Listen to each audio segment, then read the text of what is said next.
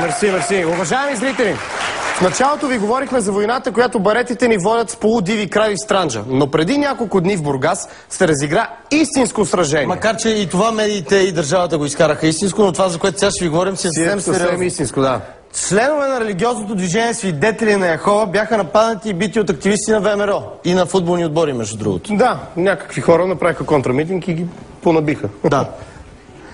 Оправдана ли е агресията срещу алтернативните религии? За това ще спорят Павел Чернев и Симеон Костадинов, които смятат, че по някакъв начин тя е оправдана. И Красимир Кънев от Български Хелзински комитет. И Есен Генов от партия Зелените, които са на обратната позиция. Да посрещнем нашите гости.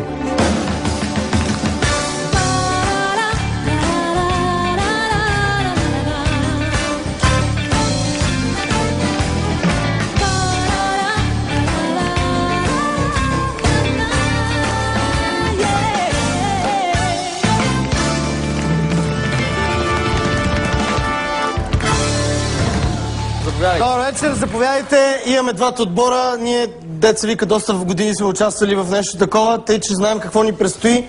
Обаче, за да ви припомниме малко повече за случая, уважаеми зрители, вижте следващото видео.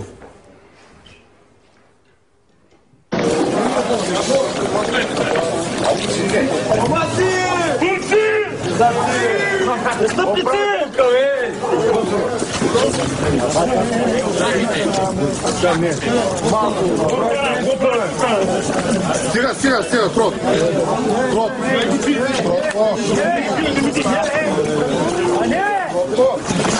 Гости можеш, бе, пари с бомбите. Аре, бе, кукието!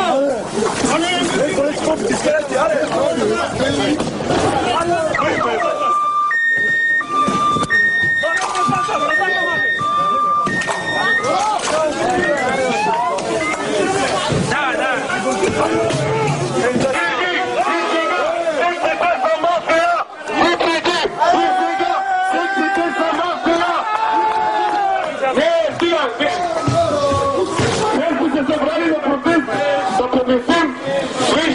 И венци, и си казва, загледайте, отвикте. Ама той ли правите ние? Отговор, докато дойдем.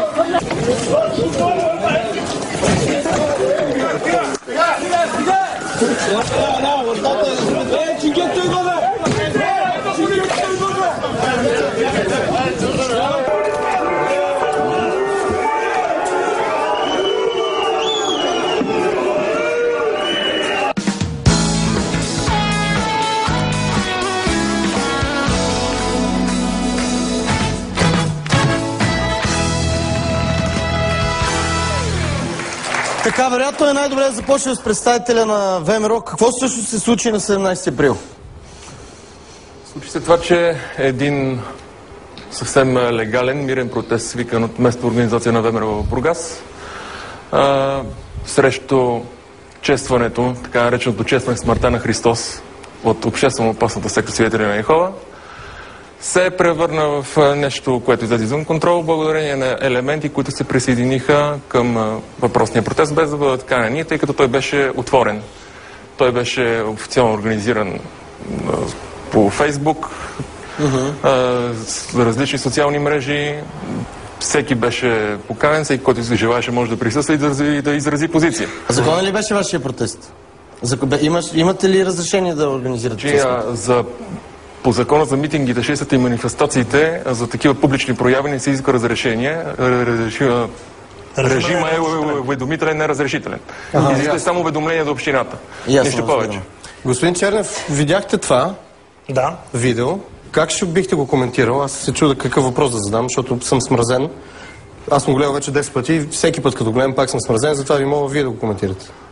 Първо искам да дам един акцент. Присъствието на Хелзинския комитет е гаранция, че темата, която разискваме, е сериозна. И е сериозна, защото това, което видяхме, беше финалната фаза на едно беззаконие, което имаме в България от повече от 10 години. Съществуването... Кое е това беззаконие? Съществуването на сектата Свидетели на Яхова, забранена в редица страни на Европейския съюз, съседна Гърция, включително Полша и така нататък, която беше регистрирана през 1998 година под натиска на евробюрократите в България, протест срещу една незаконна сграда, обявена, че е офис сграда, а се обитава с религиозни цели. ДНСК, органите на ДНСК от години си затварят очите. Една сграда, която е декларирана, че струва 6500 лева. Момент. 6500 лева струва тази сграда. НАП също мълчат. Бургазлии страдаха от беззаконието и бяха свидетели на това беззаконие. Така, обаче тя е официално призната. Да, това е само на опонентите. Това е начин на бургаската общественост да протестира срещу тези хора. За мен това беше акт на една обществена самозащита. И тук говориме, нека този акцент да направим, само за свидетели на Йехова. В България има достатъчно чисти и добри евангелски църкви, които вършат добра работа. Да допълните да дадем... Преди да започнем същинската полемика, трябва да станат ясни три важни неща, три основни неща, които трябва да се кажат. Първата е, това не е акт на някакво сляпо насилие, не е някаква група хора, които са събрали, защото няма какво да правят и са решили да понабият малко сектанти. Това е един отчаян акт на едни отчаяни хора от един квартал, в който се е разположило това сектантско капище, близо до няколко училища, които провеждат масирана, агресивна пропаганда спрямо учениците в тези училища и така нататък. И за което тези хора нямат отклик от страна на държавата. Няколко пъти са сезирани институции за много от техните действия. Няма реакция. Оттам нататък е нормално хора да вземат нещата в свои ръце. Не го оправдавам, но го разбирам. Питаме дали е нормално. Сега ще помогна да чуем...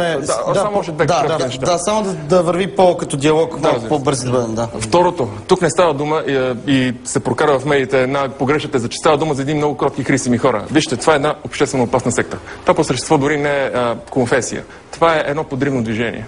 На практика, свидетелите на Йехова. Те отричат светската държава.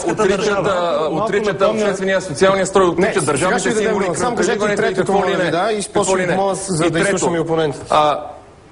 Това е нещо като риторичен въпрос към уважаемите правозащитници.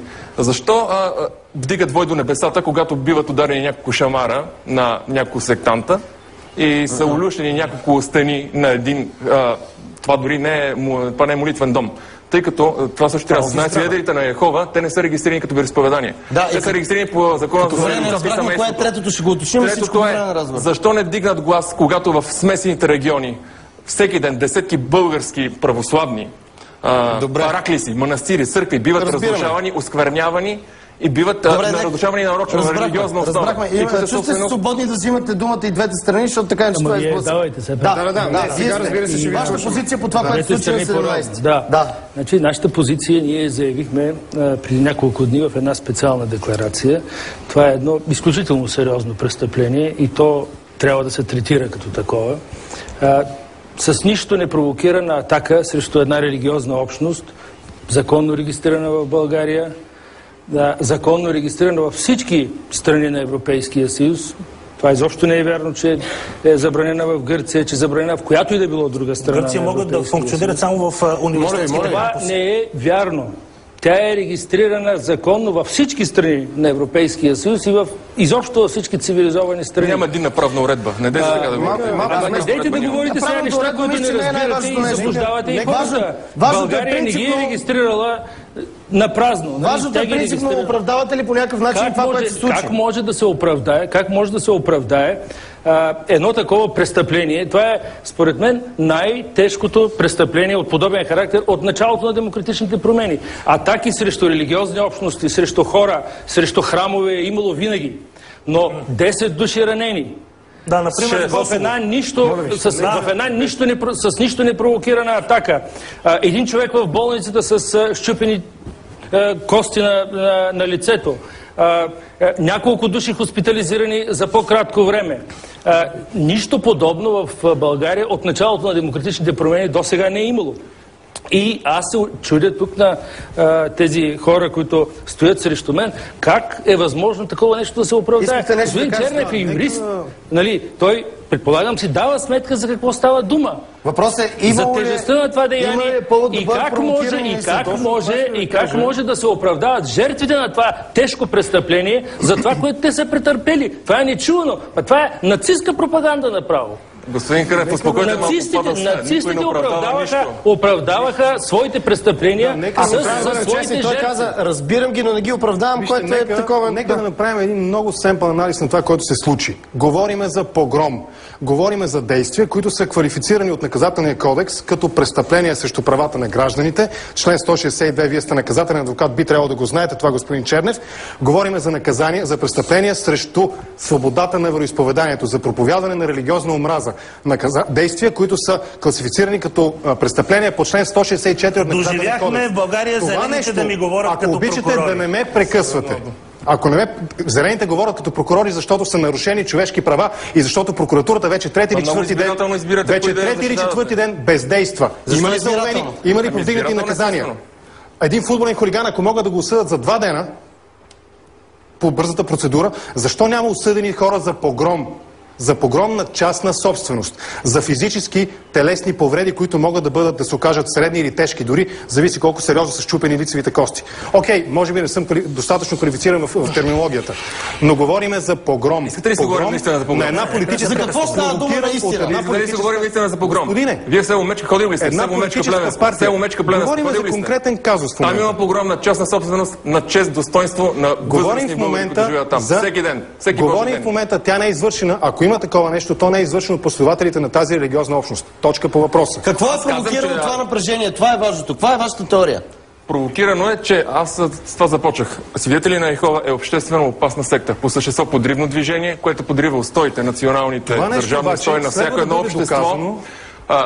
Разбива социалната структура на обществото, разбива семейства. Защото десетки, стотици дори случаите, в които родители лишават от наследство своите деца под давлението на въпросното. Нали вижда какво вижда българския зрител? Българския зрител вижда едни хора, които... Освен това, деца се отказват от родители. Ама семействата ли протестираха? Самоубиват се и така нататък. Там семействата, които са пострадали бяха. Значи някъде пак в социалните мрежи хора, които са участвали в този протест, са имали пострадали близки приятели от тази текст. Какъвто е случая с свидетелите на Йехова, не е една... Вие го оправдавате. Не е една група, мотивирана от религиозни предразсъдъци и от омраза към тях, която трябва да реши те дали са опасна секта или не са, дали са деструктивна, дали извършват престъпления или не. В една цивилизована държава, която се управлява от правото, законът е този, който трябва да реши по отношение на обществено опасните секти, срещу които ние водим борба. 20 години държавата на практика липсва. Това ли е начин? Тя ги поощрява. Тя на практика ги поощрява. Добре, ама според вас това ли е начин? Защото вие казвате неща, които в основата си най-вероятно са верни. Аз не се чувствам достатъчно квалифициран, затова единственото, което ми оставя да ви повярвам. Но зрителите виждат как едни момчета с анцузи и с слънчеви очила пребиват едни хора, които на никого не пречат в този филм, отиват, затварят се тихо в една къща, след което идват едни други и ги смазват с камъни. А във филма, който 10 години гледат бургазли... 3 седмици преди въпросния ден, има агресивна пропаганда от страна на същата тази там общност в тази сграда, която се води офис сграда, между другото, не е молитвен дом, не религиозен храм, а в сграда, в училища, в ходове, в целия квартал и са зарибявали на практика деца. Вижте, къде видяхте беззаконието на свидетели на Йехова, беше въпрос на в това, което видяхте на това видео, видяхте ли някакво беззаконие? Там единствената деструктивна сила е вашата организация. И ние видяхме ВМРО там. И ние приканихме прокуратурата да разследват вашата организация и нейната роля. Няма нито един задържан и срещу нито един член на ВМРО не се води разследване в момента. Вие казвате да се разследва. Защото извиняйте, утре, ако Хелзински комитет направи някаква публична проява и дойдеме ние 10 провокатори и направим нещо подобно, вие ли трябва да отговаряте? Вие в момента ги оправдавате. Вие сте от ВМРО и ги оправдавате. Е лична, господин Кънев. Наказателната отговорност е лична. Нека задам един въпрос, ако разрешите. Не може да се носи колективна наказателна отговорност. Ви трябва да знаете, вие сте правозащитник. Лишаването на собствено дете от кръвопреливане, какво е? Защото тази секта практикува това престъпно деяние. И има десетки случаи на заведени дела наказателни срещу членове на сектата в различни страни на Евросъюза и Америка. Вие нали не искате да ми кажете, че ВМРО са отишли там, за да защитят децата на